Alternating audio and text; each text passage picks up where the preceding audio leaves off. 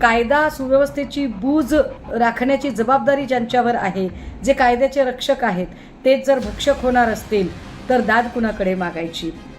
सुषमा अंधारे, हे सगळे प्रश्न तुम्ही तुमच्या नवीन भावाला अर्थात उद्धवरावांना विचारायला हवेत. श्रद्धा वालकर आठवते का तुम्हाला? हो, तीच महाराष्ट्रातल्या वसईतली मुलगी जिचे 35 तुकडे करून आफताबने फ्रीजमध्ये ठेवले होते. पण तिचा जीव जाईल अशी भीती वाटल्यावर तिच्या जीवाला धोका असल्याचं पत्रच तिने पोलिसांना लिहिलं होतं. पण मविया सरकारने त्या पत्राकडे पूर्णपणे दुर्लक्ष केलं आणि तिच्या शरीराचे 35 तुकडे झाले. आणि तुम्ही गप्प होता.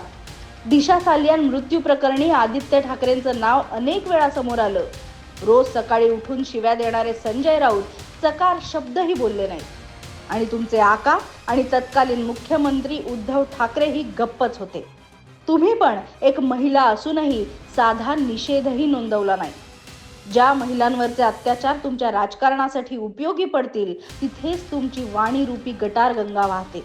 पण एक सांगते, राज्यातल्या प्रत्येक घटनेवर योग्य न्याय होणार, मग तो पोलीस अधिकारी असला तरीही. हे देवेंद्र फडणवीस यांनी पोलीस अधिकाऱ्याला जेरबंद करून दाखवून दिलंय.